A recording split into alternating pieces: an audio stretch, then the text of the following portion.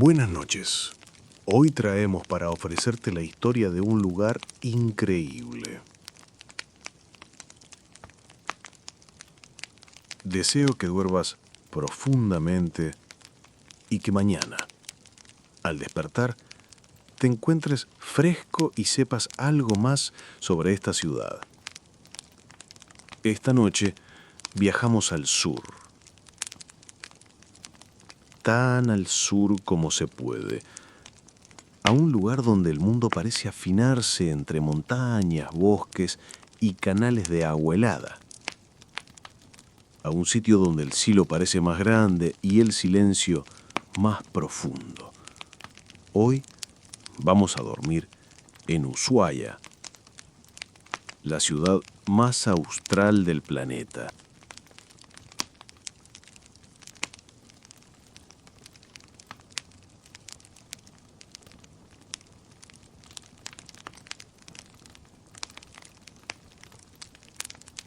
Aquí, las casas están pegadas a la montaña. Las calles y las lagunas se congelan. El mar llega a la orilla como un espejo gris, calmo. Y el viento no es cualquier viento, es viento del sur. Algunas noches, las nubes bajan tanto que parece que la ciudad está flotando entre la niebla. En invierno, la nieve cubre todo. Las montañas son blancas, los techos son blancos, hasta el aire parece blanco. Las temperaturas pueden llegar a los menos 15 grados Celsius, aunque rara vez baja aún más. Lo curioso es que, a pesar del frío, siempre hubo vida acá. Mucho antes de que existiera la ciudad, antes de que llegaran los barcos europeos, antes incluso de que se la llamara Ushuaia, esta tierra ya tenía guardianes, fogatas que se encendían cada atardecer, sombras que caminaban por la costa, voces suaves que hablaban una lengua antigua, hecha de viento y mar. Aquí hubo quienes vivieron durante miles de años, sin abrigo moderno, sin calzado, sin techo fijo. Solo su ingenio, su resistencia, su conexión con la tierra. Y ahora, cerrá los ojos, porque quiero que te imagines a vos mismo viviendo aquí hace mucho, mucho tiempo. Cuando esta tierra aún no tenía calles ni fronteras, cuando no se llamaba Ushuaia, cuando vos eras parte del pueblo yamana. Despertás con el crujido del hielo en la costa. El aire frío te envuelve, pero no te asusta. Tu cuerpo ya aprendió a moverse con el clima. No usas ropa. Tu piel está cubierta con grasa de lobo marino, que tu madre untó cuidadosamente. Tenés calor en el pecho gracias a una piedra tibia que llevas pegada a la piel, calentada junto al fuego durante la noche. Vivís junto al agua. Tus brazos reman casi desde que aprendiste a caminar. Hoy vas a salir con tu familia en la canoa. La marea está baja y el canal Beagle respira tranquilo. Buscarán mariscos, erizos, caracoles, algas. Conoces cada rincón de la costa. Cada piedra tiene una historia. En verano, el sol casi no se esconde. Los días son eternos. En invierno, todo se reduce al fuego. Vivís en una choza hecha con ramas, cuero y corteza. Dormís cerca de tu familia, todos juntos, compartiendo el calor y el silencio. El fuego no se apaga nunca, es el corazón de la casa. Cada día es una danza simple: remar, pescar, curtir pieles, recolectar leña y al caer la noche, escuchar historias como esta. Te contaron que los árboles tienen espíritu, que los lobos marinos enseñan paciencia, que las mujeres reman fuerte y que los hombres nadan en silencio para cazar. Aprendiste a leer el mar, a oler el clima, a escuchar el viento como si fuera un idioma. A veces, cuando todo calla, mirás el horizonte y sentís que sos parte de algo antiguo. Algo que no necesita palabras. Sos Yamana. Sos parte de esta tierra blanca y azul. Y el mundo entero parece dormirse contigo. Mientras el fuego crepita suave, la historia avanza. Cambian los siglos y un día el horizonte trae algo distinto. No es una tormenta, no es una bandada de aves migratorias. Son barcos, lejanos, lentos pero firmes. Desde el sur profundo, los yámanas miran esas siluetas de madera con extrañeza. Son los primeros europeos. Cuando Fernando de Magallanes recorre estas aguas en 1520, sus ojos se detienen en la costa.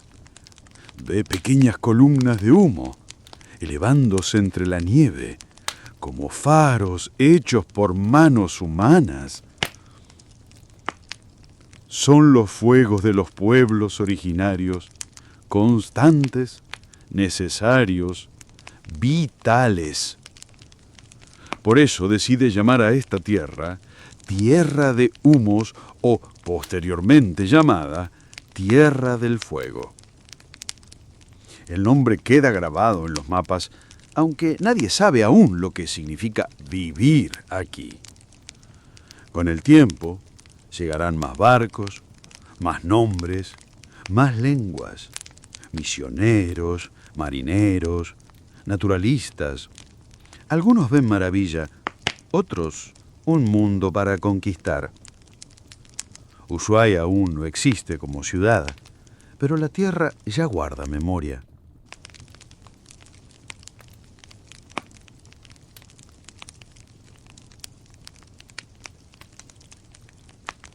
Cada paso deja huella, cada encuentro transforma, y en este cruce de historias se empieza a tejer la identidad de un lugar que, por siglos, será llamado el fin del mundo. Y mientras el viento sigue soplando desde el canal Beagle, el tiempo avanza. Es el año 1869. En una pequeña bahía rodeada de montañas, un grupo de personas levanta las primeras casas de madera. Llegan desde muy lejos. Son misioneros anglicanos, hombres y mujeres que cruzaron el océano con una mezcla de fe, coraje y desconocimiento. Construyen una misión, erigen un pequeño templo, aprenden palabras del idioma yámana e intentan enseñar el suyo. Ushuaia empieza a existir, primero como una misión, luego como un pequeño asentamiento. La tierra es difícil, el clima impredecible. Pero aún así, la ciudad crece. Entre las montañas escarpadas y el mar helado, van llegando nuevos habitantes. Algunos vienen desde Buenos Aires, otros desde Europa, y unos pocos desde aún más lejos, buscando un nuevo comienzo. En 1884, Ushuaia es declarada oficialmente como un asentamiento argentino. El nombre Ushuaia proviene de la lengua yagán, también mencionada como yamana, que era hablada por los pueblos originarios de la región. Desde entonces, la ciudad tiene nombre y empieza a escribir su historia con tinta propia. No hay caminos hacia el norte, ni ferrocarril, ni teléfonos, solo mar y cielo, y una tierra inmensa por descubrir. El frío sigue presente, pero también lo está el fuego en cada hogar. Y en las noches largas, cuando todo parece dormido, la ciudad respira en silencio, como si soñara su propio destino. A medida que el tiempo sigue su curso, Ushuaia empieza a tomar forma, pero no como cualquier otra ciudad. En los primeros años del siglo XX, el gobierno argentino decide fundar allí una cárcel. No una cárcel común, sino un presidio de máxima seguridad, destinado a los reos más peligrosos o simplemente a los más olvidados. Porque llegar a Ushuaia en ese entonces era también una condena al aislamiento. Los primeros presos no solo eran cautivos, también eran obreros. Construyen sus propias celdas, abren caminos en el bosque, talan árboles, fabrican ladrillos, montan talleres de carpintería y hasta imprentas. El presidio se convierte en una pequeña ciudad dentro de la ciudad. Rodeado por el mar y la cordillera, escapar era casi imposible. El frío, los bosques impenetrables y la soledad actuaban como muros naturales. Pero también hubo quienes intentaron fugarse. Algunos desaparecieron para siempre en los glaciares. Otros fueron encontrados congelados. El presidio operó durante más de 30 décadas y en ese tiempo dejó huellas, no solo en las paredes de piedra, sino en la identidad misma de Ushuaia. Por un momento, trata de imaginar lo que era ese lugar. Cerrar los ojos y estás ahí. Llegaste hace semanas en un barco lento y frío. El mar embravecido te recibió con silencio, como si el mundo se hubiera acabado. Estás en Ushuaia, en el presidio del fin del mundo, la última frontera de la civilización. Te despiertan antes que amanezca. Siempre es así. No hay reloj, pero el frío te marca la hora. Te pones el uniforme a rayas. No abriga. Nunca lo hizo. El suelo de piedra está helado. A veces escarcha, a veces solo duele. Salís con otros. No hablan, caminan. Van al bosque con hachas y sogas. Tenés que talar, apilar troncos, arrastrarlos entre la nieve y volver con las manos cortadas. Otros trabajan en la carpintería, otros hacen ladrillos. Si no hay tarea, inventan una. Lo importante es no quedarse quieto, porque el frío es peor cuando no haces nada. A la tarde volvés, la ciudad está ahí, a unos metros. Gente que va al almacén, niños que corren con gorros de lana, humo de chimeneas, que no es para vos. La ciudad te necesita. Vos cortás su leña, horneás su pan, hacés sus muebles, y ellos te miran desde lejos, como si fueras parte del paisaje, una sombra más. Volvés al pabellón, una cama dura, 2 mantas, paredes húmedas. A veces alguien tose toda la noche. A veces alguien no se despierta. Cuando muere uno, no hay ceremonia. Solo el silencio y un hueco más entre los catres. Por la pequeña ventana enrejada podés ver la luna llena, si tenés suerte, o la nieve, que cae en silencio como si no le importaras. Algunos sueñan con escapar, pero ¿sabés lo que pasó con el último? Lo encontraron tieso, como una estatua de hielo, a la orilla del bosque. Nadie llega a Ushuaia por voluntad. Nadie se va por sus propios medios. Estás en la cárcel del fin del mundo, y cada noche que sobrevivís es una victoria.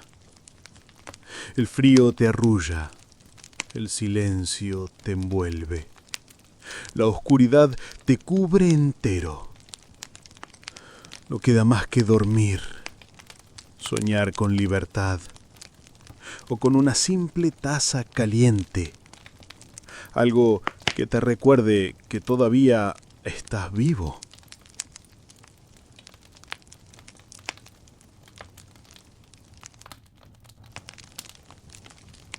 Una tarde gris y helada de 1917, en el presidio más austral del mundo. Los presos ya terminaron su jornada. Talaron árboles, cargaron leña y regresaron en silencio. Las paredes respiran humedad y el frío se cuela hasta los huesos. Pero hoy algo distinto flota en el aire.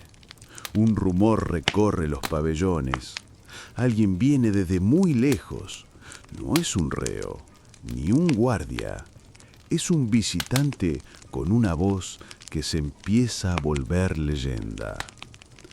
Carlos Gardel. No llegó por castigo. Llegó con una delegación para ofrecer música a los reclusos. Un acto breve, un gesto mínimo. Pero en este rincón olvidado del mapa significa mucho más que eso. Guardias y prisioneros se reúnen en un rincón del comedor del penal. Algunos están de pie, otros sentados sobre bancos de madera fría. Gardel se acomoda, afina la guitarra, respira hondo y entonces canta. Su voz grave y templada llena el espacio. Cruza los barrotes, sube por las vigas, atraviesa los pechos endurecidos. Por un instante, nadie recuerda dónde está. El tango lo cambia todo. No hay condena, no hay invierno, no hay barrotes. Solo una voz que acaricia. Y en ese breve instante, el presidio deja de ser cárcel y se vuelve un escenario inesperado. Cuando Gardel termina, el silencio es tan hondo que parece que el tiempo se detuvo.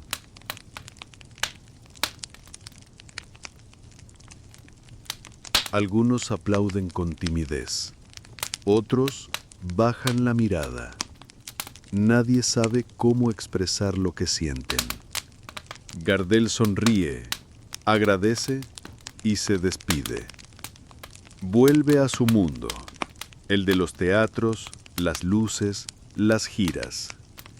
Pero algo suyo queda en Ushuaia, porque hay canciones que no necesitan repetirse para quedarse. Y hay voces que no se apagan, aunque pasen los años. Algunos expresos contarían décadas después que ese momento fue de los pocos en que sintieron algo parecido a la libertad. Y así, El presidio del fin del mundo guardó no solo historias de encierro, también una noche de música y el eco de un tango flotando entre la nieve.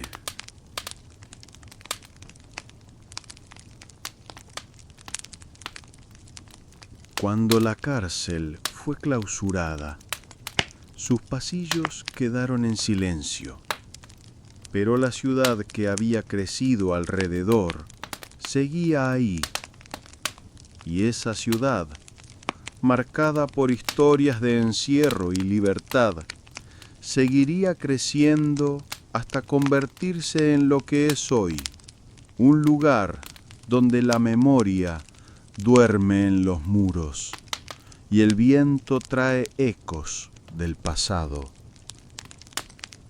En los confines del sur argentino, donde la geografía parece rendirse ante la nieve y el viento, hay un pequeño tren que aún respira memoria, el tren del fin del mundo. Hoy es una atracción pintoresca. Sus vagones de madera y ventanas amplias recorren un paisaje sereno, llevando turistas curiosos a través de bosques congelados y ríos quietos. Pero su historia es más antigua y sombría. A principios del siglo XX, este tren fue construido por los mismos presos del penal de Ushuaia. Durante años, hombres condenados a vivir en aislamiento y frío talaban árboles en el bosque para alimentar los hornos de la ciudad. El tren, entonces, era su transporte diario, una herramienta de trabajo y también una extensión de su encierro. Los rieles se hundían entre el barro, la escarcha y la niebla. Cada mañana los vagones se llenaban de silencio y resignación, mientras los presos avanzaban rumbo al bosque, rodeados de gendarmes y de un clima hostil. Volvían al anochecer, cargados de troncos, exhaustos y hambrientos. Hoy, el tren viaja por el mismo trayecto, pero lo hace en paz. Cruza lentamente el Parque Nacional Tierra del Fuego, bordeando el río Pipo entre lengas y coigües centenarios. Es fácil perderse en la contemplación del paisaje, montañas nevadas, árboles retorcidos por el viento, aves que vuelan bajo, como si no quisieran perturbar la quietud. El sonido del tren es tenue, el vapor que exhala lo conecta con otra época y su andar pausado parece más un suspiro que un movimiento. Por momentos parece que el tren no va hacia adelante, sino hacia atrás, hacia los recuerdos de una Ushuaia lejana, más salvaje y más sola. En el silencio de la noche, imaginar ese tren recorriendo la nieve puede convertirse en un arrullo, como si llevara no cuerpos, sino historias dormidas entre sus rieles. Durante mucho tiempo, Ushuaia fue simplemente eso, un nombre lejano en el borde del mapa. La ciudad del fin del mundo, remota, fría, indomable.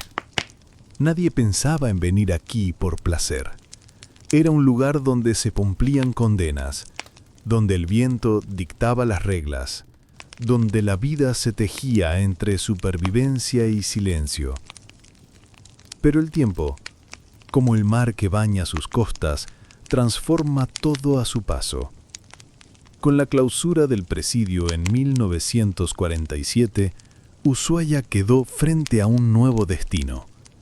Ya no era más una ciudad-prisión, era libre para reinventarse. Y poco a poco, con pasos silenciosos y nieve en los techos, comenzó a hacerlo. En los años que siguieron, los pioneros del turismo llegaron con preguntas y asombro. Se maravillaron con la belleza de lo inhóspito, montañas con nieves eternas, el canal Beagle serpenteando entre islas, bosques que crujen como si respiraran. Ushuaia No tuvo que gritar para llamar la atención. Bastó con mostrarse. Las primeras excursiones en barco revelaron la abundante fauna marina. Lobos marinos, pingüinos y aves australes empezaron a protagonizar postales. La ciudad se convirtió en la puerta de entrada a la Antártida, un punto de partida para expediciones hacia lo desconocido.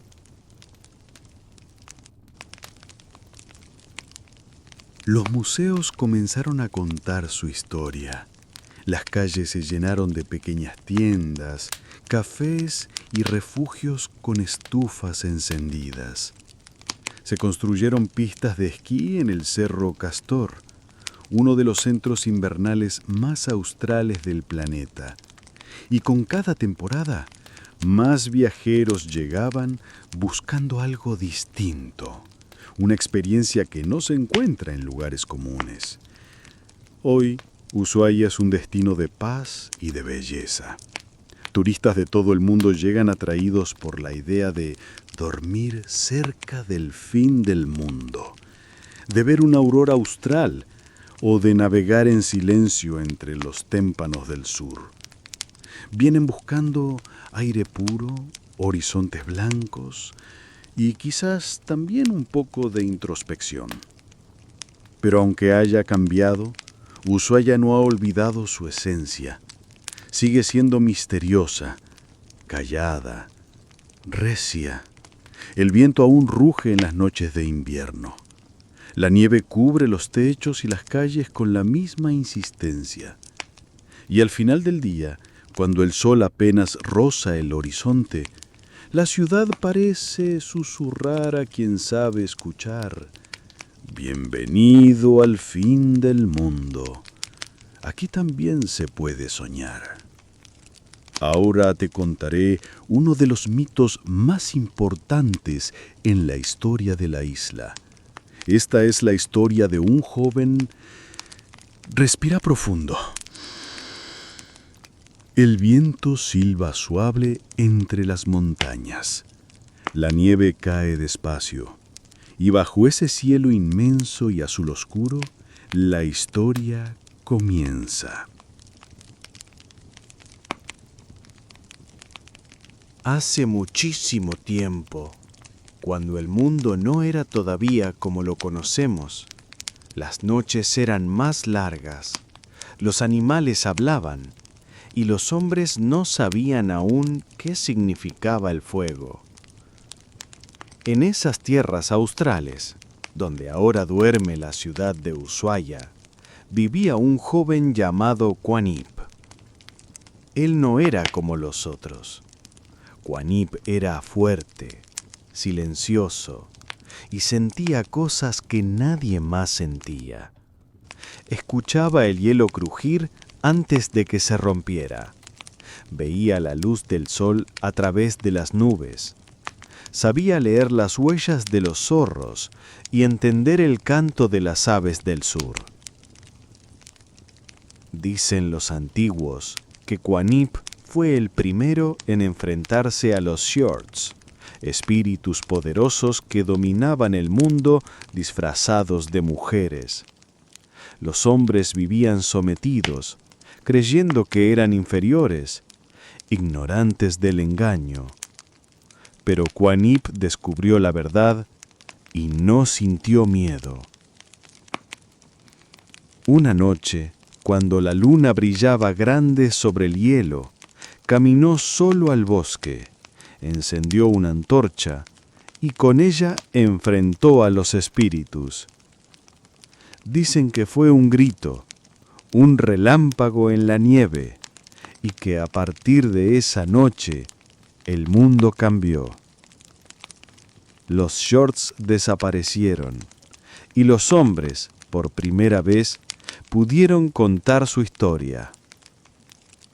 Desde entonces, los Selknam recuerdan a Quanip en cada ceremonia del Jain, el ritual ancestral donde los jóvenes aprenden a ser hombres, donde se celebra la fuerza, el valor y el espíritu de quien desafió el orden antiguo.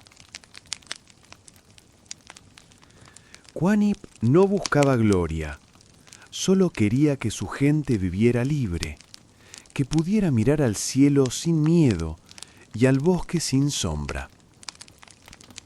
Cuentan que cuando el viento sopla en ciertas noches de invierno, cuando todo se vuelve blanco y el fuego se enciende en los refugios, el espíritu de Qanip aún camina entre los árboles. Y si estás en silencio, si tu respiración es tranquila y tu alma está atenta, podés escucharlo. Una rama que cruje, un zorro que pasa, una chispa que enciende y el recuerdo del primer cazador del fin del mundo, Qanip. Otra de las historias claves de la ciudad fue el paso de un naturalista inglés que llegó en busca de material para estudiar las distintas especies de los seres vivos. En diciembre de 1832, desde la cubierta del HMS Beagle, Charles Darwin vio por primera vez aquellas tierras remotas. Se asombró al descubrir pequeñas columnas de humo elevándose entre la bruma costera. Eran las fogatas que daban nombre a la región. Durante semanas, la tripulación navegó por los canales australes, enfrentando tormentas que convertían el mar en un mando blanco de espuma y escarcha. Darwin describió olas de hasta 14 metros, vientos huracanados y cielos cubiertos, mientras su barco era golpeado por ventiscas implacables. Cuando desembarcó, caminó por bosques intrincados donde los árboles se entrelazaban a baja altura y el suelo estaba cubierto de musgo, líquenes y ramas caídas. El entorno le parecía tanto tropical como sombrío, recordándole selvas húmedas mezcladas con desolación glacial. Vio por primera vez a los yámanas e hizo valiosas observaciones. Su piel cubierta de grasa para protegerse del frío, sus chozas y canoas, su dieta basada en focas, mariscos y raíces, y su uso rudimentario del fuego como elemento de supervivencia. Incluso relató escenas anecdóticas, nativos que, al escuchar un disparo, no huían, como si no comprendieran el peligro. Hombres que se jactaban de su estatura o vestimenta, y cómo veían a los europeos como seres extraños cuyas acciones no despertaban temor. Darwin regresó con 3 indígenas embarcados como intérpretes y colaboradores, a quienes ya había conocido en la región y con quienes había intentado establecer un vínculo. Los exploró como ejemplos de humanidad en transición entre culturas tan distantes. Al concluir su estadía en Tierra del Fuego, Darwin dejó una descripción intensa. Montañas cubiertas de nieve, ríos de hielo descendiendo hacia el mar, vientos implacables y una atmósfera donde la vida parecía reinar entre la muerte. Esa experiencia marcó profundamente su pensamiento sobre la evolución y la diversidad humana. Las diferencias culturales y biológicas que observó allí influyeron en sus teorías posteriores. Para Darwin, los fueguinos representaban una humanidad al borde de otro universo, uno salvaje y ancestral. Hoy, las aguas del canal Beagle y los senderos del Parque Nacional Tierra del Fuego siguen llevando ese legado silencioso. El viento recita la historia y la nieve la guarda en su quietud. Y en esa quietud, el recuerdo de Darwin aún camina con cada ola.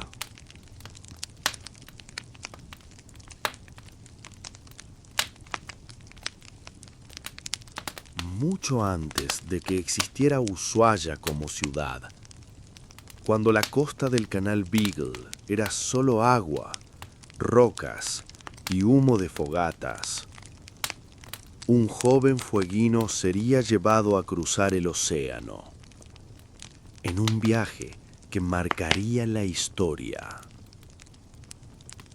Su nombre era Orundelicua, pero sería recordado como Jemmy Button. En 1830, el capitán Robert Fitzroy del HMS Beagle lo compró a cambio de un simple botón de nácar. No como esclavo, sino como experimento. Quería educarlo en Inglaterra, enseñarle el idioma, las costumbres y devolverlo como puente entre culturas. Jemmy partió con otros 3 fueguinos. Ninguno entendía lo que estaba por comenzar. En Londres, Jemmy fue vestido, peinado, instruido. Aprendió inglés, probó platos desconocidos y fue presentado ante autoridades como un símbolo de la civilización. Se adaptó, escuchó, imitó, pero su mirada seguía siendo la de un joven del sur. En 1832, Fitzroy regresó a Tierra del Fuego, esta vez con Charles Darwin a bordo. Cuando el Beagle volvió a la costa fueguina, Jemmy bajó del barco, observó su tierra, respiró hondo y entendió. Se quitó la ropa europea, habló en su lengua original y se internó en el bosque. Volvió a su comunidad. Nunca más intentó parecer inglés y jamás pidió volver a Europa.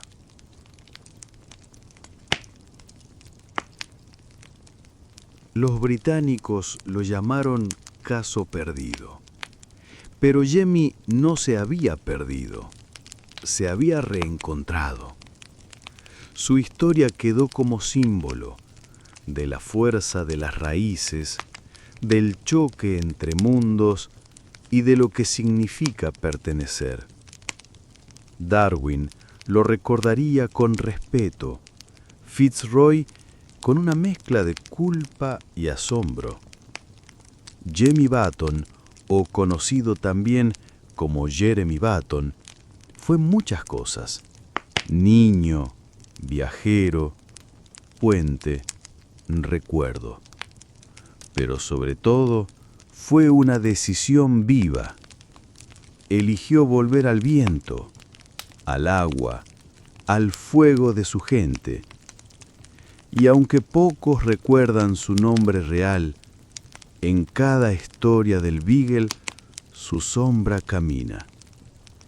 Entre las nieblas del canal aún resuena la memoria de Orundelicua, el muchacho que fue y volvió sin dejar de ser quien era. El silencio de la noche en Ushuaia no es vacío. Es un murmullo suave de siglos y estrellas. Cuando el viento baja desde las montañas y se cuela entre los techos de chapa, uno puede imaginar que no está solo, sino acompañado por todo lo que alguna vez pasó por este confín del planeta. Porque Ushuaia no es solo una ciudad, es un umbral. El fin del mundo para algunos, el comienzo de todo para otros.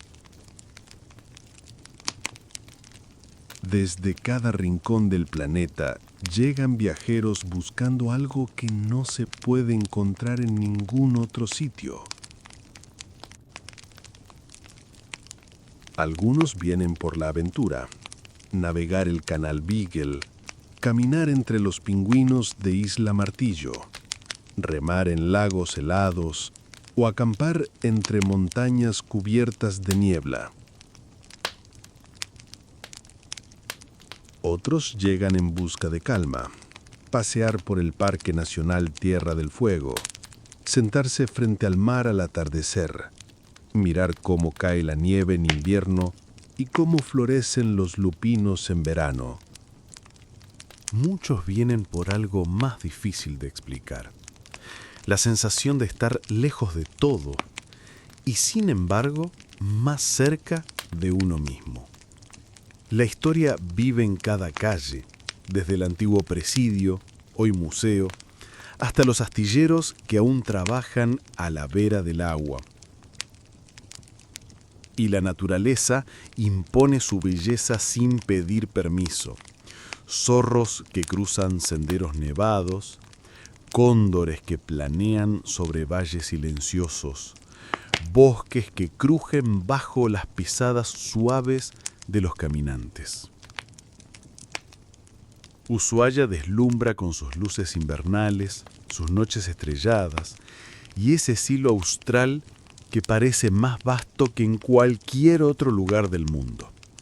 En verano, el sol apenas se despide, dejando días largos para explorar glaciares, miradores y lagunas turquesas. En invierno, el manto blanco lo cubre todo, y las chimeneas humeantes cuentan que adentro de cada hogar hay historias compartidas. Quizás eso es lo que los turistas vienen a buscar, una historia que no sea solo contada, sino vivida.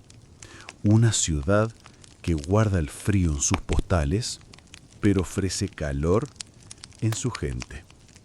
Y así, en este último rincón del mapa, donde los caminos parecen terminar, muchos encuentran un nuevo punto de partida. Buenas noches, que descanses. Hasta el próximo viaje en sueños.